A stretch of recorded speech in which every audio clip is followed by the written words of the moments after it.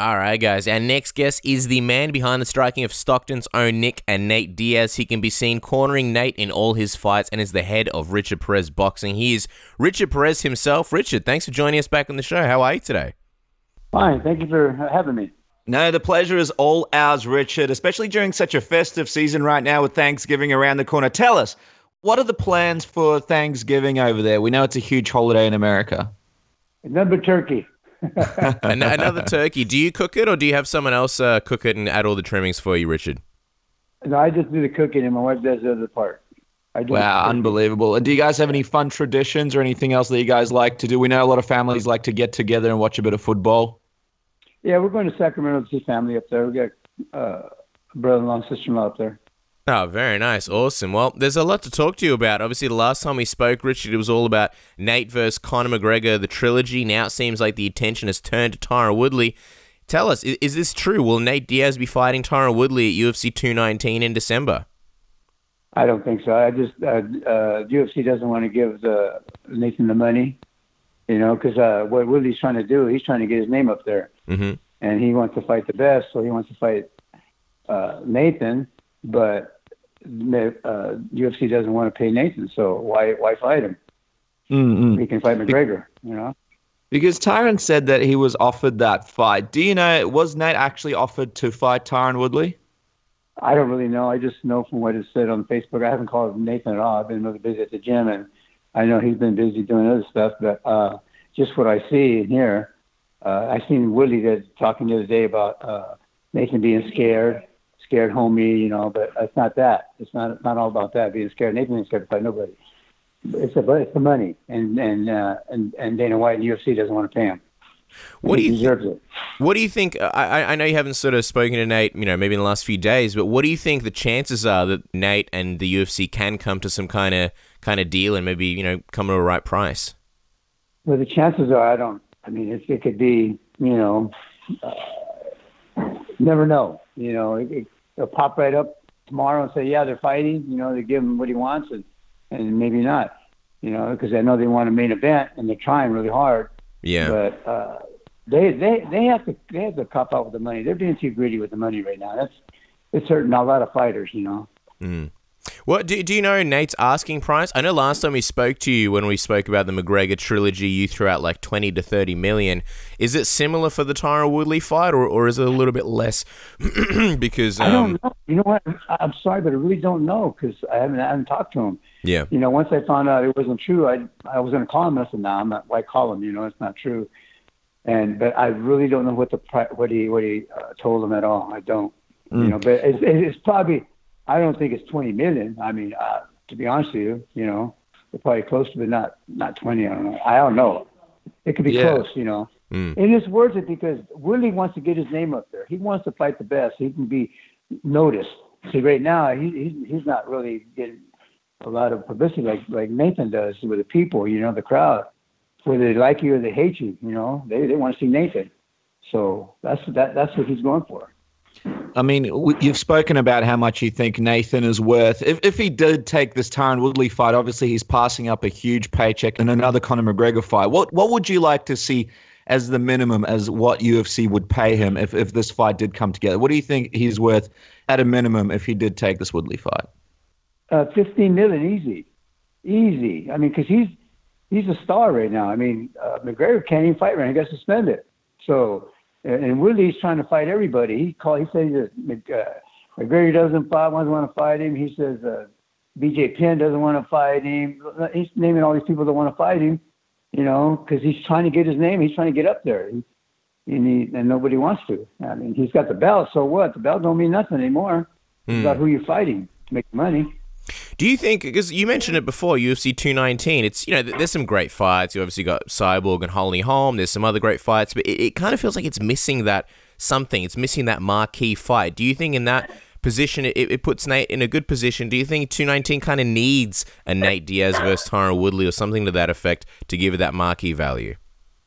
Well, everybody wants to see McGregor and Nathan. Woodley is out of the picture. He's just blabbing right now and talking because he wants to get noticed. He wants to be up there on top too. I don't blame him. That's normal for a fighter because he has the belt, but he thinks the belt's important. It's not right now. It's about who you're fighting. That's why he's trying to get Nathan. He's trying to get McGregor, But everybody wants to really see is McGregor and Nathan. That's all I ever hear. People text me all the time. They call me all the time. It's still constantly when they're fighting. That's what we want to see. That's the fight. That's the best fight to watch right now. Because the last two fights were great. So the third one has to finish. We had to find out, the outcome of that one. So that's where it should be at now. Absolutely. And we wanted to touch on that McGregor fight in a second. But speaking of Woodley, what do you think of the matchup? How do you think it plays out if Nate did fight Woodley? What would you think of that fight? Well, to be honest with you, I know Nathan would beat him because he's not Woodley's. See, he's fought guys like who was it? His last fight, he knocked him out. Robbie Lawler. Mm-hmm. Robbie Lawler wasn't expecting that. He wasn't expecting it to Woodley to come out and just throw, and he kind of froze up a little bit with Robbie Lawler. Nathan won't. Nathan will, if like I say, when he's in tip top and not hurt, he'll go out there and he'll box him. He'll outbox Woodley. Woodley, sure, he's fast, but he don't have the reach. And Nathan's fast too. Believe me, when he's throwing combinations good, he'll nail him. So, and then if he goes on the ground, Woodley he doesn't have a chance. Who doesn't have a chance? Woodley doesn't have a chance? Because I was going to say, he's a strong guy. He's got good wrestling. You think Nate would have the advantage on the ground as well, right? Yeah, because he's fought other guys that had good wrestling, and he beat them. And Woodley tires out. In later rounds, he'll slow down. One of the interesting sticking... Sorry to jump in there, Richard. I was going to ask, one of the interesting sticking points also is that for a long time now, Nate has sort of denied a lot of welterweight fights because he feels like that's his brother's fights. For example, the GSP fight, a lot of people felt like Nate could have fought GSP, and Nate said, hey, that's my brother's fight. That's Nick's fight. When it comes to this fight with Tyron Woodley, would it be another case of Nate having to sort of speak to Nick about that? Because Nick is, as far as we know, still competing possibly, and that Tyron Woodley fight in a lot of ways could still sort of be his fight if he wanted it. Would they have to sort of figure that out between themselves? No, that's Nick's fighter. I mean, Nick should be fighting. Got me tongue-tied here. What's his name? Tyron Woodley? George St. Pierre. He should be fighting George St. Pierre. Nick should be fighting George St. Pierre. Okay? Or Woodley.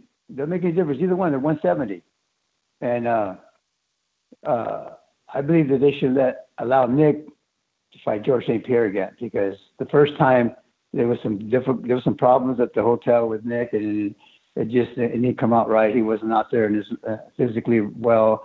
But I feel like they should give him another rematch on that one. And then after that, whoever wants Woodley can do it. I mean, because Woodley is just really all he's doing is sitting on the bench. That's what he's doing right now. He's waiting for somebody to call him in and give him a chance. Just quickly, while we're on the topic of George St. Pierre, what did you think of his win over Michael Bisping? A lot of people were impressed. That was a good fight. He was losing the fight, but he was good. He was doing good for being off for a while, and he threw that left hook and caught him. He caught him with a good shot, and that was a perfect shot. I mean, it was there, so he deserved the win. And the GSP that you saw fight recently, if they did have a rematch, Nick and GSP, how do you think that would play out differently to the first time they fought? That would be a good fight, because George St. Pierre believes now he can stand up pretty good, and Nick would be ready for him to try to shoot on him, because Nick would probably just pound on him for a little while and then take him down. It would be a better fight. I know it would be a better fight this next fight if they fought. And just on Nick, a lot of people are sort of wondering what the later situation with him is. I know that you guys don't really train as much anymore, but when you're speaking to Nate, do you know if we'll see Nick fight again, or is there a chance that maybe he's had his last fight? I don't know, because he does still train. He does jiu-jitsu. He does, he does go around and do kickboxing, but he's in Vegas. He's everywhere. He goes everywhere. So. I guess he doesn't really have a reason to be with me right now, because he's out there, keeping in shape. I know that, like, when we spoke to you a couple of years back, Richard, you told us about after the Anderson Silva fight, you and Nick sort of got a little bit distant. You went your separate ways. Have you guys made up by any chance? Has anything changed in the relationship? Or not really? Well, I haven't really seen him. I haven't seen him, so I don't, we don't talk. I don't know where he's at. I just hear from hearsay, what he's doing. People come in and tell me, they go to Nathan's gym, because I got guys that go to Nathan's gym that come and want to learn how to box. So they come to my gym and learn how to box. Well, that's what I was going to ask. If Nick did come back to fighting, would he come and train with you, or he wouldn't do that anymore? We had to sit down and talk first before anything. Yeah. We spoke about the big McGregor fight, and I want to sort of get a couple of thoughts about Nate and the whole thing in a second. But just quickly, I was wondering, Richard, did you see the big controversy that is surrounding McGregor after what happened in Bellator there in Dublin, where he jumped in the ring and tried to jump in there and got in a bit of an altercation almost with the referee, also slapped a Bellator employee? Did you see those headlines, and what did you make of that? I seen it on Facebook, and I don't really know what happened. Did his fighter lose or what? I just heard Dana White talking bad about McGregor, jumping in there and, pushing the ref. I mean, he didn't really push him hard. He just, just kind of nudged him. It wasn't nothing serious.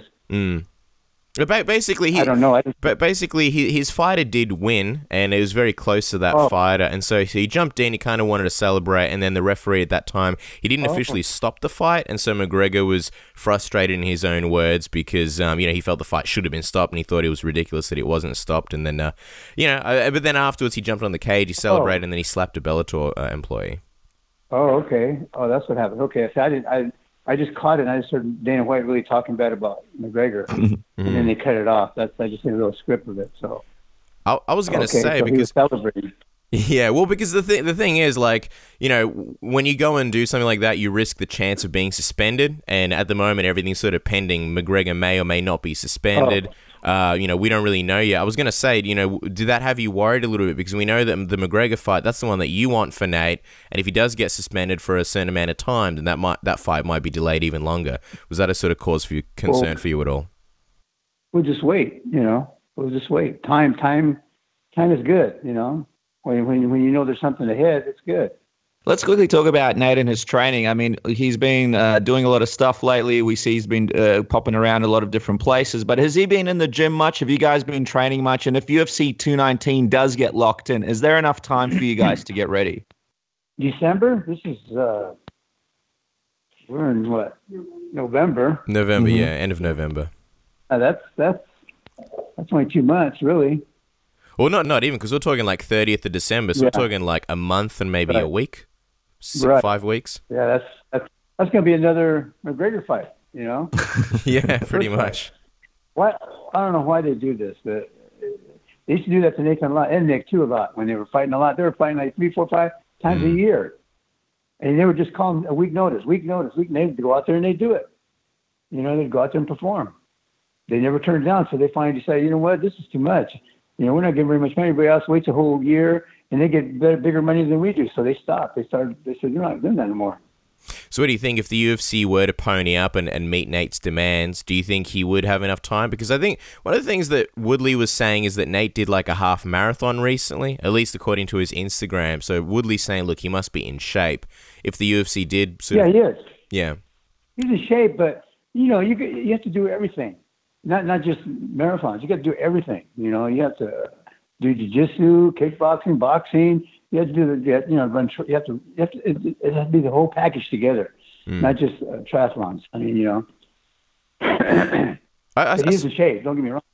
Yeah, I saw a picture of that Nate put up on his Instagram recently. It was of you, actually. It was of you and him, and I think it was about 5 or 6 days ago. Was he training with you recently by any chance? Yeah. Mm-hmm. What was that like? And what sort of, I guess, how did you gauge Nate? Did he sort of seem like he's hungry to fight again? Oh, yeah, he's always hungry to fight.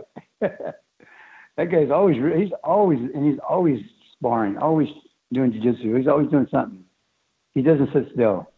He loves it. It's in his blood. Did he mention the Woodley fight to you at all? I'm just wondering, because I know you want the McGregor fight, but do you know if he even would be interested in this Woodley fight at all? No, because we never talked about it because we were busy, and I was busy in the gym. I had a lot of people, and he trained, and he left. He had a couple of guys with him. They left, so I didn't get a chance to really talk to him. I figure, usually when he comes in, I don't usually ask him questions. He wants to come and train, and that's what I want to do. I want to train him, and when you talk and ask questions, it gets in between the training. I don't want that. Well, look, Richard, yeah, but it just happened. So.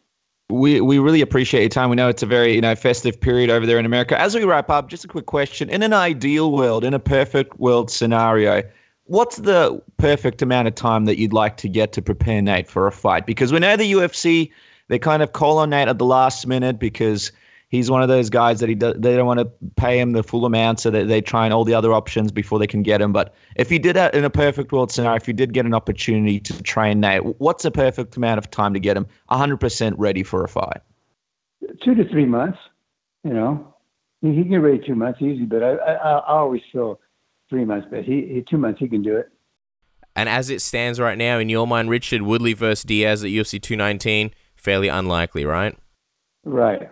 I mean, they had. He said he signed his part already. Woodley did, but Nathan hasn't. But there's a reason, because you know this. You know this as well, is that Nathan is on top, and he needs to get paid what he deserves. He's a people person. People want to see him, and he's popular right now, just like McGregor. So why doesn't UFC do it when they make big money on the show? When Nathan fights and McGregor fights, even when Nathan fights Woodley, it's going to be up there because of Nathan. So they're going to probably make, oh gosh, it's going to be, pay-per-view is going to be just out there because they're curious on what Nathan's going to do with Woodley, you know? So they're just upset. They're making big money. They're pocketing a lot of it. You guys know it too. Oh gosh, it's ridiculous. Absolutely. Well, we look forward to possibly seeing Nate fight again. Richard, thank you so much for your time. Guys, make sure to check out Richard Perez Boxing, a fine boxing facility there. Make sure to contact Richard Perez for all your training needs. He's a fantastic trainer and offers a whole bunch of different types of training. Richard, thank you so much for your time. Have a great Thanksgiving over there. Enjoy your trip up to California, up to Sacramento. To spend some time with your family. We hope the turkey's delicious this year, and thanks again for coming on Submission Radio. Thank you so much for calling me. Bye-bye.